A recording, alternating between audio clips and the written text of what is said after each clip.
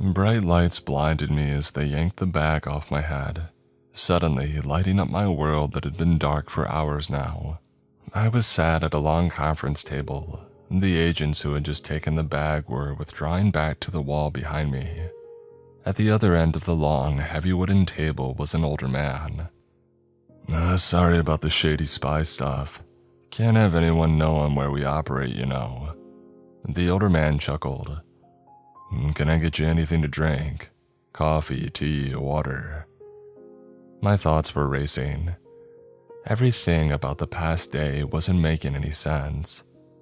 I was in my cell just a while ago, minding my own business, doing some reading, and then suddenly the guards come in, throw a sack over my head, and we're on our way. Then this guy is the one to greet me. Where am I, man? I asked, unsure of what was going on. Sorry. Introductions, he said, waving a hand. Name's Ronald. I'm kinda the guy in charge here. And you're Vincent. I've read your file. A great thief, whistleblower for some really messed up stuff that the Avaris Corporation was doing. Probably still is, but that's for another time. You've got a life sentence for trying to help people. Am I right? I blinked at him. You see, I think you shouldn't be punished for trying to help. Unfortunately, though, I can only pull so many strings before the government is knocking at my door. So I need to have some help. You're going to help me, Vincent. You ever wondered if we're alone in this world? I've hoped, I mumbled back. Feels like there's going to be a hidden camera reveal any second. Some dumb comedian coming out to tell me that I've been pranked. No such luck. Well, we're not. The only thing is that it's not really this world, but another one almost exactly like it. Thousands of them, actually. Each one living out their own existence, unbothered by what's going on in ours, he said, motioning to someone outside the door behind him. A woman comes in holding a tray with 2 coffees, one of which she sets in front of me, the other in front of him. He nods in thanks before continuing. Now, one of these worlds managed to make a huge breakthrough.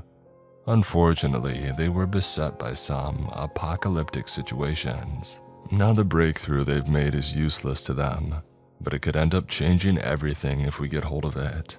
Are you following me so far? So, what is it that they found? I asked. Classified. We need your help to retrieve it though, he said, staring at me as he sipped his coffee. If I don't know what it is, how the hell am I supposed to retrieve it? I almost laughed here. Must have died in my sleep back in the prison. Maybe Avaris finally sent somebody to make sure that I stopped talking about them forever. Jesus, if this is heaven, it's an absolute joke. Oh, we'll give you all the information you need to find it, of course. We'll also be sending a team with you in order to get it. Highly trained personnel of our own, of course, he replied. Do you think we expect you to do this for free? We're willing to offer you quite a bit. I'm listening. I might as well play along. He's going to offer me a pardon, freedom, typical movie cliches, but he and I both know that as soon as I'm out, Avaris is putting a bullet in my head. You get to die, he said now, making me almost spit out the sip of coffee that I was going for. He laughed in response, raising a hand. Well, in the public eye at least. We'll have you killed while in prison and you get a new identity. We're also willing to cover any living expenses that you may incur and give a monthly stipend for your services for the rest of your life, so long as you let us keep an eye on you to ensure that you're not oversharing with anyone. I took a moment considering what he was saying. It wasn't like they were going to let me out anytime soon. And even if they did, it's not like Avaris was going to just let me live my life in peace after all was said and done. A deep sigh was all that I could manage. Fine, when do we leave? In 2 hours. Do you want to eat first? We can get you anything you want. He replied, smiling and drumming on the table for a moment before getting up. Can you guys let him loose? There's no reason to keep him locked up. As long as the food's free, I guess, I sighed. About 30 minutes later, somebody came walking in with a tray. A huge double cheeseburger with pepper jack and onion rings loaded on it, and an order of fries, accompanied by a caramel milkshake sitting on it. Considering that I didn't know what was about to happen, I'm going to take what I can get. The rest of the time passed quickly, but I finished my food and started nervously pacing before they came to collect me, providing new clothes and a backpack of some basic supplies that I had requested. Before I knew it, I was being marched through the dim lights of this facility, finally stopping in front of what appeared to be an empty doorway. 5 others were waiting, guns slung over their shoulders and combat gear on. Hey, shouldn't I get one of those too? I asked the guide who had brought me here. He only nodded, handing me a pistol. I looked at it, ejecting the magazine to make sure that it was full before replacing it once more. That's it? They've got rifles, dude. Let us handle the shooting, one of the guys said. He looked rough, a huge scar running down his forehead, through his eye and onto his left cheek. You just make sure that we get what we need. I still barely even know what the heck we need, I grumbled. Suddenly a loud mechanical whirring began though, and the doorway in front of us was no longer empty.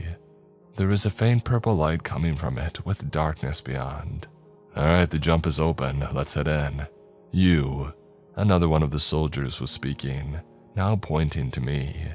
He had a huge, bushy beard and sunglasses over his eyes, but I could still feel him staring me down. Stay in the middle of us at all times. I nod, moving further towards the center of the group. Beard and Scarface moved in front of me, stepping through the doorway with a slight buzzing sound as they passed through the dim purple light. The other 3 lined up behind me, motioning me forward. Before I went through, the guide who brought me handed me an earpiece, motioning for me to put it in. Can you hear me? I say, settling the piece into my ear. All 5 of the others grunt in acknowledgement. Now come through, I heard Beard say in my ear. Deep breaths, moving through the doorway feels like I'm stepping through a field of static as it engulfs me. My breath catches for a moment, unsure of what I might be getting into. And then suddenly, I'm clear again. Beard and Scar are waiting there in the dark hallway engulfing them. As they each turn on a flashlight, I can see that this resembles the building that we just came out of. The others follow behind me after a moment, stepping forward into the darkness and turning on their own lights. I fumble around in my bag, finally grabbing onto a small tactical beam of my own to light my way. We walked through the hallway briefly, darkness almost suffocating on every side. Beard finally raised a hand, motioning for everyone to stop where they were at the moment. We must have been near an exit, because sounds began to make their way towards us, and after a moment, the smell hit along with it. It was like the worst rot imaginable, everywhere all at once as it filled my nostrils and made my eyes water. Now I've gotten whiffs of some nasty stuff in my lifetime, but this, God, it was like somebody took a deep freezer of meat and put it out in the Florida sun for a week unplugged. It was almost painful to smell. It was unavoidable. I searched deep in my bag, looking for anything that I could rip up and stuff into my nostrils. Nothing that I had asked for in prep was going to cover this though. God, what was it that could smell this bad from inside a building? What is in here, outside? Was that what we were supposed to be worried about while we're over here? Dang, Sims, did your mom open her legs again? One of the soldiers quipped at another, causing the rest to snort with laughter. Simmons, a younger guy with gray and stubble, rolled his eyes in the dim light. Your mom ever shut hers, Pierce? Simmons shot back, making the others nearly lose it. I couldn't find the humor considering how overpowering the smell was. All right, Scar said, raising a hand. He put his pack on the ground, pulling out a map. We were in a small city, not sure what state, but the point Scar marked was right in the middle, surrounded by small outlines of other buildings. He traced a line down the street, turning right 3 blocks down and continuing on for about 5 blocks before marking another building with a massive X. We've got to make it 8 blocks total before we hit our target area. It's not likely to be a simple walk, so be ready to take care of any threats along the way. Now, I know that all of you can smell that out there. That's what we need to be on our guard against. What is out there? I asked, looking each of them in the eyes in turn. At least tell them that they gave you all some more information on what we're getting into. Zombies, man, Simmons muttered. Seriously, zombies. Some George Romero BS is what's waiting for us out there, I asked. When Ronald told me that there was danger to the mission, I expected I don't know, enemy soldiers or just some booby-trapped buildings or something. But Jesus. Yeah, the Walking Dead, brother, Pierce mumbled back. Look, it sounds insane, but all the zombie rules apply here. Don't get bit, don't get scratched, aim for the head, and whatever you do, don't get bit. The moment I see one of you take a chop off one of these things, I'm putting a bullet in your head. Consider it mercy. Beard said, deadly serious as he went over the threat awaiting us. So what do we do once we reach the target building? Pierce asked the commander. Oh, Mr. Mills here, Scar pointed at me now, is going to get into the computer system for us. The place is still running on backup gen, so we'll have to force our way in through the system. Normally I would say we could just blow our way through with enough explosives, but, well, they have fail-safes on the lab area that would destroy what we're after if somebody gets too close. Yeah, we'll make sure you're not eating while you get us in there. Once we're in though, we grab the target, duck out of the building and head here. Beard points to another X on the map, not far from the target destination. They'll have an extraction portal set up for us to jump right through. Let's make it out of this one alive and get home, understood? Sir, the others confirmed.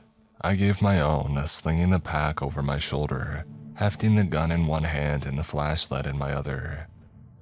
We continued down the hallway, the sounds from outside growing louder now. Groans, moans, and the occasional scream split the air, telling me that nothing good was waiting for us out there.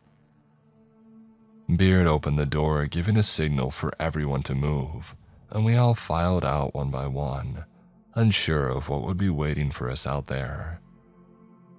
The first thing that I noticed was the light. It was dark out, not a star in sight, and only the occasional streetlight was still running to show the way. The sky above had an odd tint to it though, almost scarlet, like it was smeared with blood. Ominous clouds moved across occasionally, dark and looking like they were going to burst with crimson rain at the slightest movement. Stay frosty, Scar mentioned as we turned, walking down the street. Buildings towered over us on each side, probably 10 floors at their tallest, and on occasion a scream of pain and terror would break through the still night air. Somewhere in the distance a fire was glowing, sending up smoke with a smell that would occasionally cut through the stench of rot that filled my nose. We moved in silence, the smell doing everything that it could to choke us. Even when I wanted to open my mouth and say something, the stench it forced its way in, settling on my tongue and making me gag within seconds. Before long, we had gone 1 block, with the rest of the way seeming like miles and miles before us. Hello? A voice came from an alleyway nearby as we passed. Help me, please. Don't even think about it, Beard whispered to the rest of us. We all froze, looking at the alleyway as something moved deep in the darkness. A trash can fell over louder than thunder as it clattered to the pavement nearby. A small figure walked out, shadows obscuring their entire body as they neared us. Don't trust it. It could be somebody living though, the 5th soldier mentioned. He didn't look nearly as battle-hardened as the others, and took a slight step towards the alleyway even as Beard was motioning for him to get back. "We have to help them, right?" "Step back," Scar muttered as he tried moving forward again. The shadowy figure coming towards us couldn't be older than a child, maybe 4.5 feet tall, thin and frail looking. As it stepped closer out of the alley, the shadows around it began to dissipate, moving towards the young soldier. I almost threw up right then and there on the street. It was definitely a kid, or at least it was at one time. Now though, it was something not quite dead, but not necessarily alive either. The skin was mottled, a sickly pale white with the same odd sheen as a dead body. That itself wouldn't have been so bad, but the real horror was the lower jaw and the upper body. Its mouth was hanging wide open, but the lower jaw was split open at the chin, teeth inverting inward like pincers as the maw extended further down, opening into the thing's neck. Whatever bone that it had in there now looked like jagged teeth. It stepped forward, taking the young soldier by surprise and falling on him. Jagged teeth from the mouth down to his chest cavity suddenly emerging to tear into his skin. "So hungry," it moaned while taking a huge chunk out of the soldier. The rest of us froze in fear as it reared back, getting ready to take another huge bite as massive pincers emerged from the split as it opened up its chest, rib bones extending out to stab into the soldier's body. Before it was able to, there was a soft pop as Beard emptied around into the thing's forehead, leaving behind a crimson dot as it fell over, hopefully dead for real this time. "God," Scar muttered, moving towards the young soldier still writhing on the ground. His neck was torn by one of the big pincers, so he couldn't force air through his windpipe for a scream, just labored wheezing, desperate to try and live. Scar gave him one brief look before popping around into his head, ending his misery. "Sorry, kid." Screams rose up all around in response to the sounds of our skirmish. More of these things sensing a meal moving around in their turf. Within seconds, we could hear the sounds of rough footsteps, ragged breathing, and the occasional gurgling scream running towards us for their next meal. "There's a grocery store that we can cut through right over there. Go, go." Beard shouted, moving us all towards a supermarket on the corner, maybe a block ahead of where we needed to turn. I guess it was luck that the doors were unlocked. I stopped thinking that we were lucky once we got inside though. I don't know how long this place had been going to hell for, but it was long enough for everything left in this supermarket to become a health hazard. Dry goods and most of the stuff on the general shelves were okay, but the smell of rotting meat and produce was heavy in the air. Even worse, we couldn't go more than a few feet without an insane amount of flies buzzing all around, making it hard to breathe in the already thick stench of the rot. I zipped my jacket all the way up, sticking the collar over my face. The air was hot and heavier this way, but it was better than taking a ton of flies directly into my lungs as we walked. "We need to go through the back. There should be a loading dock that will let us out onto the next street," Pierce said, scanning the store with his flashlight. Empty registers still had items on them, abandoned midway through checkout.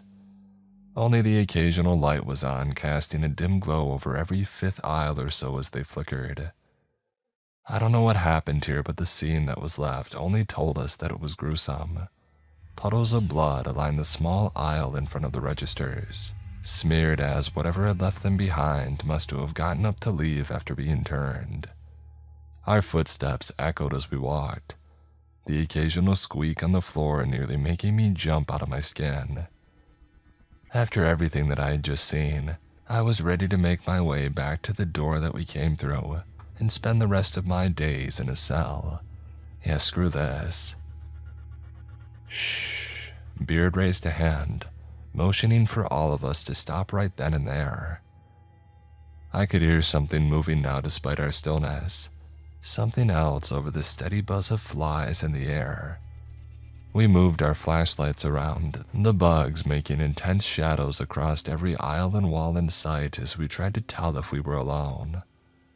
There was something scraping along, sliding on the ground with the occasional squeak as it went over the puddles of blood on the floor. "The heck is that?" Simmons whispered as we all shone our flashlights around, trying to tell what was coming towards us. In moments I had the answer.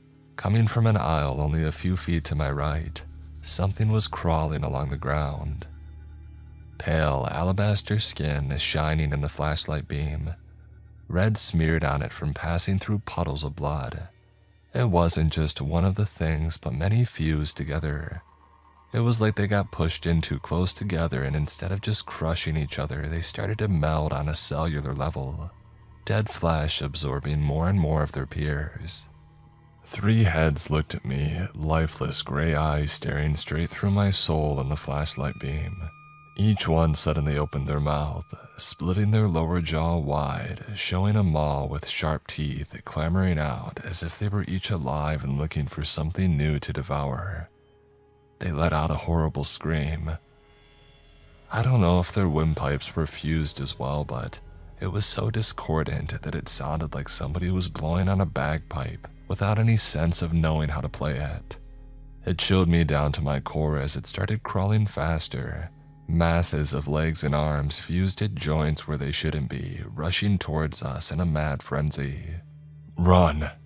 Beard shouted, taking off towards the back of the store as we all rushed to follow. The mass of bodies let out another discordant scream as it gave chase, desperate to catch fresh prey.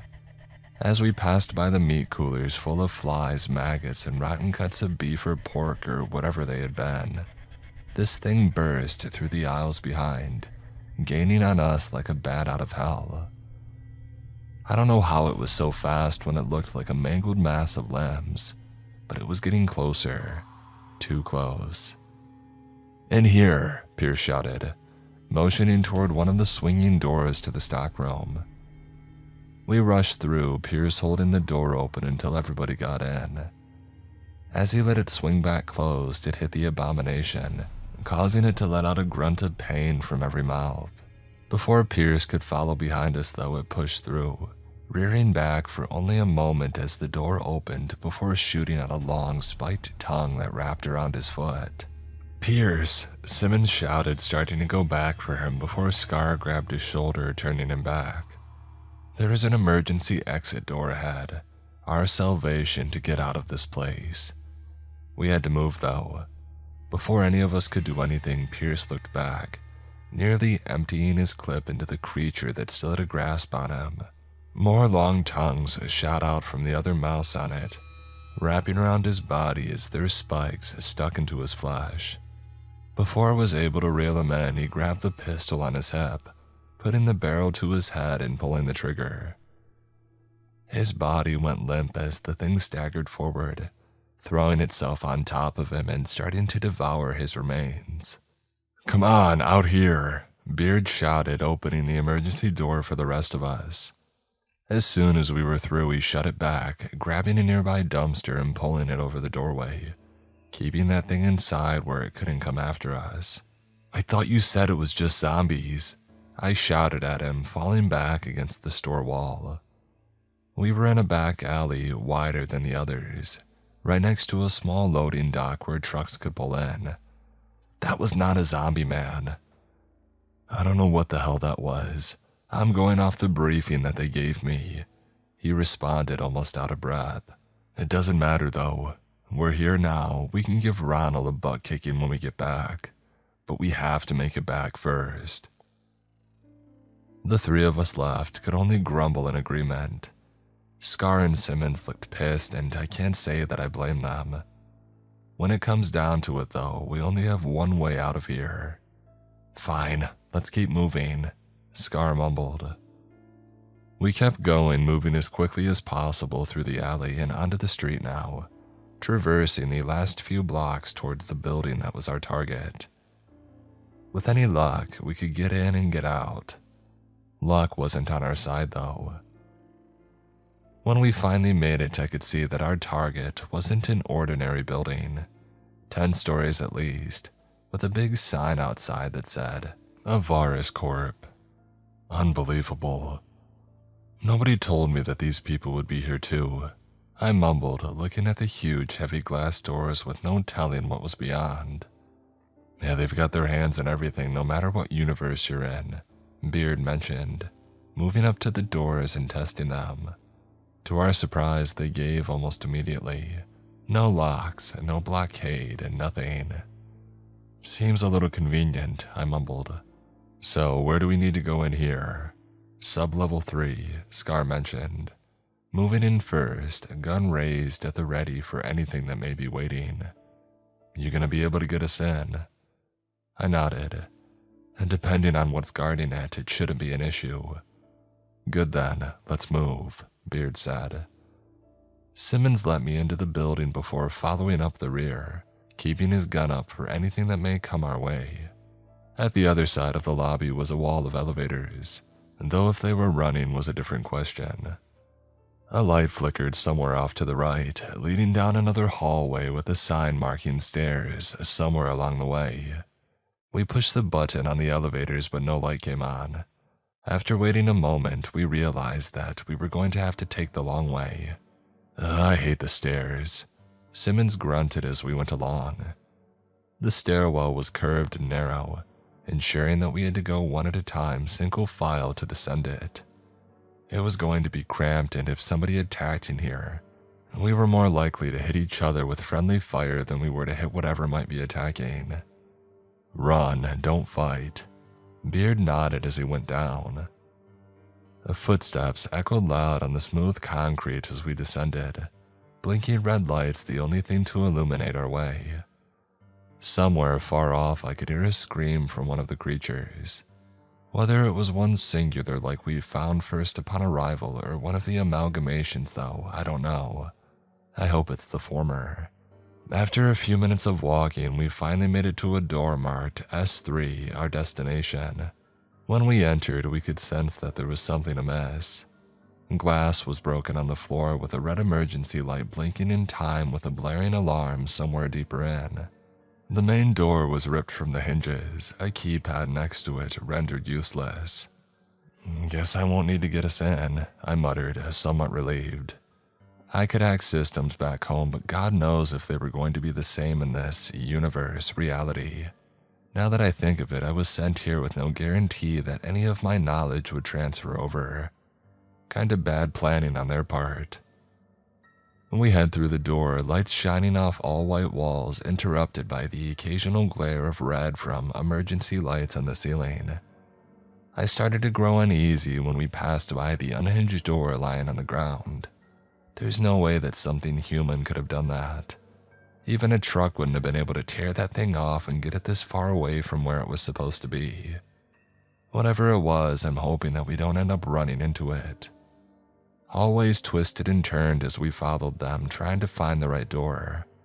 Occasional windows into labs showed scenes of disarray, with test tubes and tables flipped and scattered all over the place. Every so often there was a spray of blood dried on the wall, or a congealed puddle on the floor, but nothing in sight that could have caused it. In here, Scar grunted, leading us into a small non-windowed room a little ways past the last lab. We went through what was once an airlock, moving into a small storage room full of freezers. As Beard rummaged through, looking through the various freezers for whatever we were after, I swear that I heard a scream come from somewhere else in the building. Scar must have heard it too, because he moved back towards the door, motioning for Simmons to follow as they raised their guns, looking back at Beard. Hey, be quick, all right? Way ahead of you. He grunted back, pulling a vial from the back of one of the freezers. He set it down on the table, grabbing something out of his pack, a small case to put it in.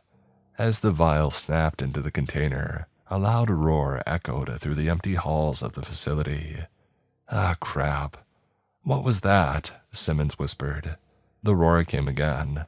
This one didn't sound like the others, though. The screams of the creature back in the supermarket. This sounded like a beast. A creature made to hunt prey, announcing that we were officially in its hunting grounds. Whatever it is, this is probably where it was made, I muttered, moving past the others towards the door. Not sure about you fellas, but it's not something that I want to run into, especially if it's worse than what we've already seen. Yeah, amen to that, brother, Beard said, putting the vial container back into his bag before following me out the door, hefting his own gun at his shoulder now. Let's go home, boys. We all started down the hallway, making our way back toward the stairs. The trip out of the facility was quiet.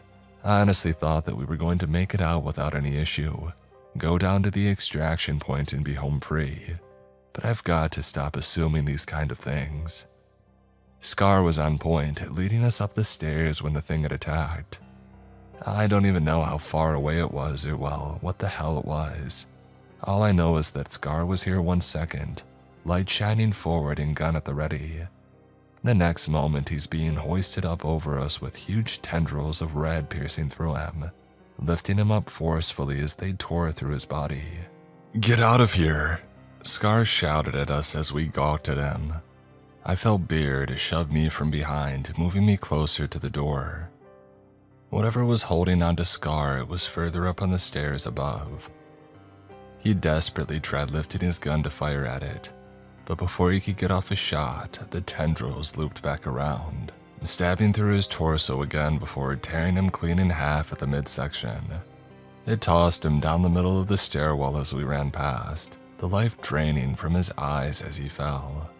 We ran out of the stairwell and slammed the door shut behind, dropping over whatever we could find in front of it to block this thing from coming after us.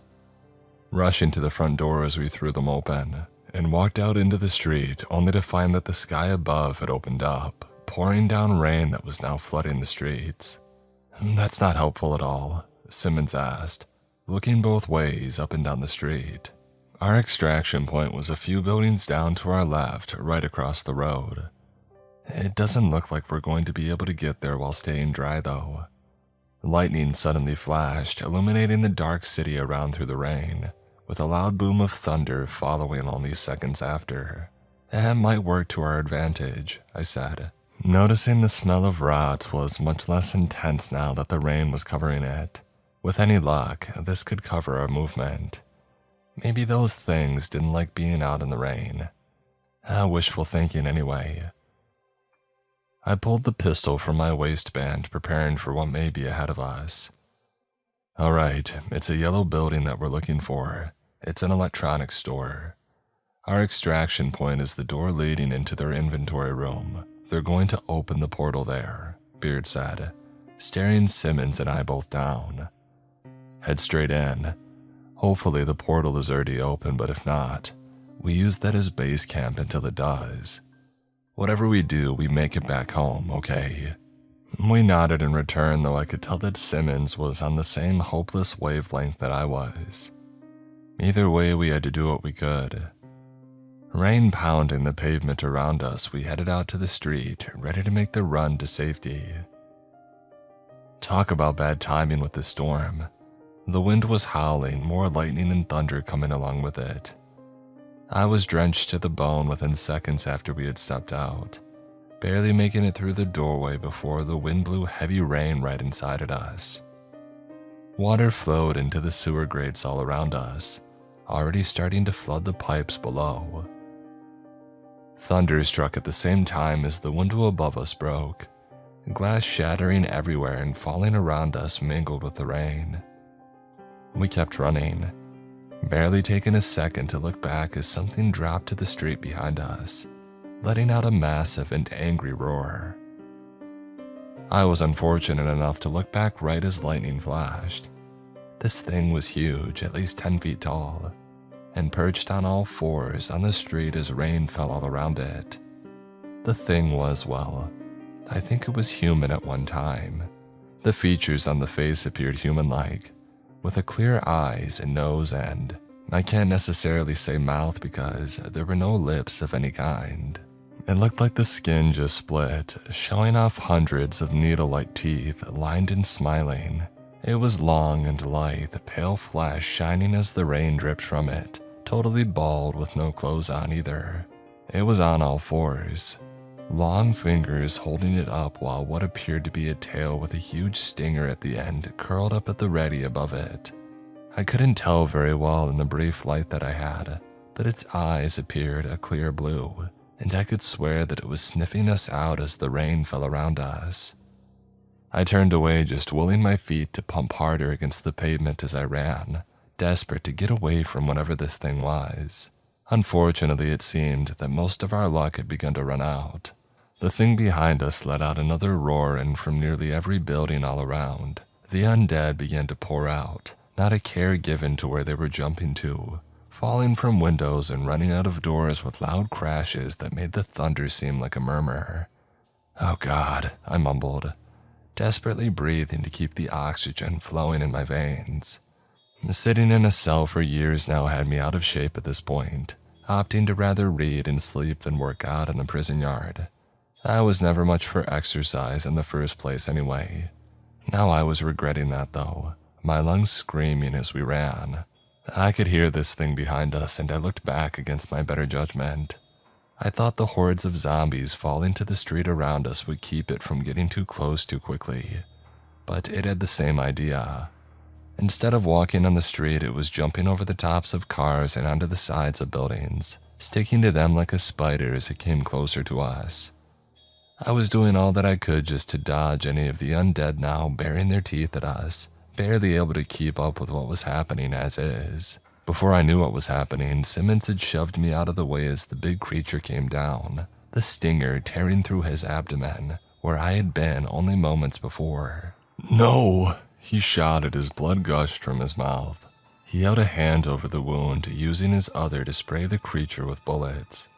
It pulled the stinger back, leaving a gaping hole in Simmons' midsection, before suddenly sprouting dozens of tendrils from its back. Simmons looked to me, mouthing for me to run as the tendrils stabbed into him, draining him of his life force. The creature gave another shriek, seemingly pleased with what it had done. I ran, putting my head down and staring at Beard's feet as we went, desperate to make it out of this nightmare. Bodies splattered around us as we continued to run, almost to our destination. As the rain picked up once more, I looked to the nearby buildings, trying to see if we had made it. A yellow building with a huge sign reading Circuit Town on the side was right there. Glass doors with a sign that said, "Come in, we're open," hanging down, inviting us in. We desperately threw ourselves against it, forcing the door open the wrong way and breaking through the glass. We didn't have time to feel safe yet, as zombies began to stand and give chase, running after us through the broken door. Beard and I both popped shots off at them, desperate to get some distance before they were able to get their own bites in at us. Finally, Beard and I both scrambled to our feet, desperate to find some way to block them from coming in. At this point, they were forcing past each other to get through, squeezing each other through the small space to get in here after us. We each grabbed the end of a shelf unit nearby, dragging it over to block off what we could and keep a barrier between us and the outside. It only lasted a moment before the zombies were the least of our problems again though, with the massive creature pushing through to come after us once more. Beard shrugged his pack off, tossing it over to me. I could only look at him as he hefted his gun towards the shelf that was keeping us safe. "What are you doing, man?" I asked, stepping back, looking around desperately for the door. "You're going through first, kid. Just in case I don't make it, you can get the objective back home," he said, steeling himself and putting a finger on the trigger. He popped off 2 shots, dropping 2 of the zombies that were climbing over the barrier with well-placed shots to the forehead. "Now move." I nodded, turning to look around.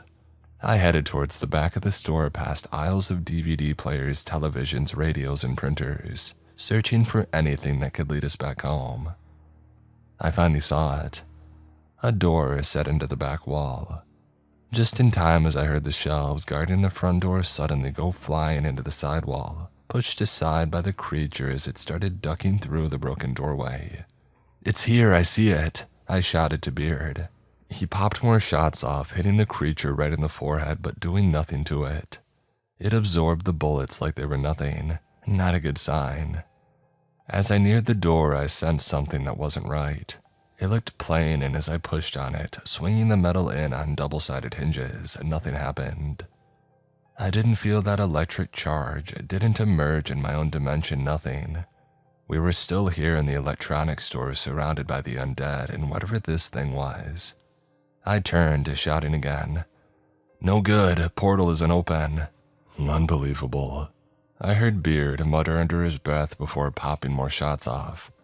He was doing everything to try and keep this thing at bay, realizing that headshots wouldn't work.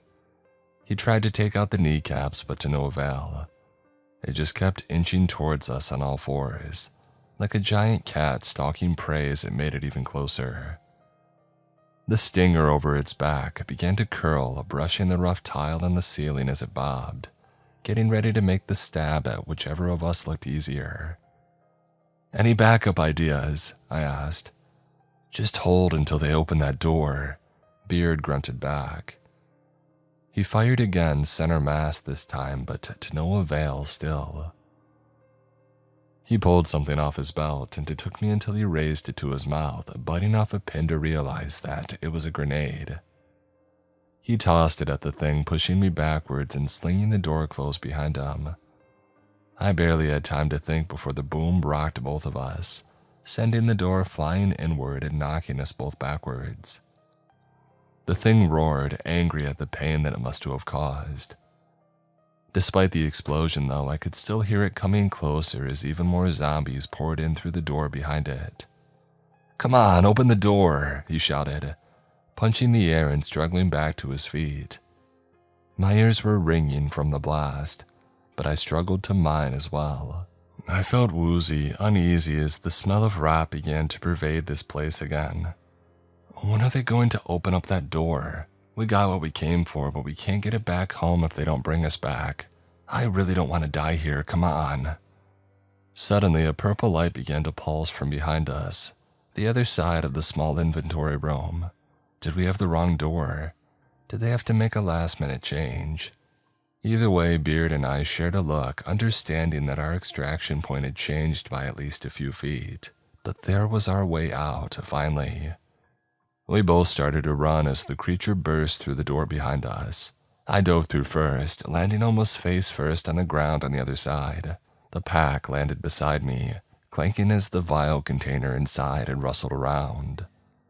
The smell of rot was finally gone, though. Instead, the building was filled with the smell of dust and maybe some mold, though I honestly was thankful for it. We made it," I laughed, pushing myself up off the ground and looking behind me. Beard was standing in front of the door, still looking back with his gun raised at it. Shut it now," he shouted to the men around us. One moved over to a small console that was set up nearby, inputting commands that transmitted to small bars placed around the door. The deep purple electricity in the opening began to dim, growing faint as the transporter mechanism started to shut down. Beard began to lower his gun, a sigh escaping as we were nearly home free. But the stinger of the creature darted right through the closing portal, stabbing right into Beard's chest as the portal fully shut down, severing it. Instead of dropping to the ground, though, it hung limp from the soldier, one side severed and hanging while the other dangled out of his back. He gave a slight laugh at the ridiculousness of the situation. "Son of a..." He collapsed, blood beginning to pool on the floor around him as his eyes closed. I started to get up, but I could only fall back, looking at the body now in front of me. It must have hit a vital organ because he wasn't even breathing anymore. The last hint of life, just a long, drawn-out rasp as the last air had escaped his lungs. Jesus Christ," I said, only staring at the body. I realized a moment later that I was still holding my pistol. As I began to stand up, getting ready to holster it and get the heck out of here, his body began to twitch again. Before I knew what was happening, though, he seized, body arching up, almost breaking his back in half, as he breathed in as much air as he could. It was raspy and coming in short bursts, his face contorted in pain, a scream ripping from his lungs now as his lower jaw began to force itself apart at the midpoint of his chin. It split, leaving long sinew and teeth with no place to go as it continued down his neck. opening his entire upper body wide as it descended. The bones of his ribcage began to crack and distort, piercing through his skin as they turned into two long and hooked teeth, ready to devour any of us if he could only reach.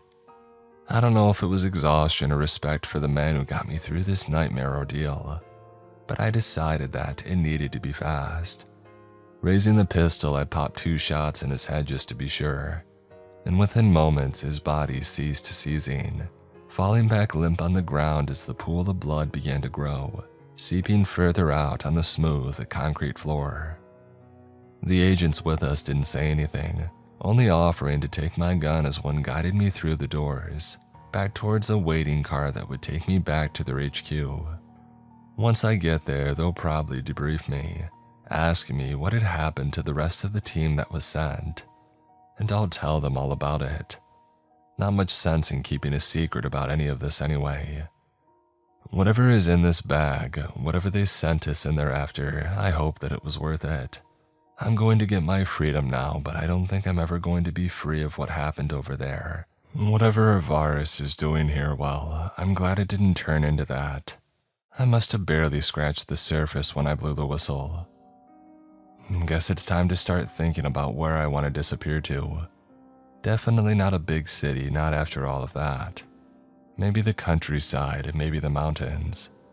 Yeah, the mountains sound nice.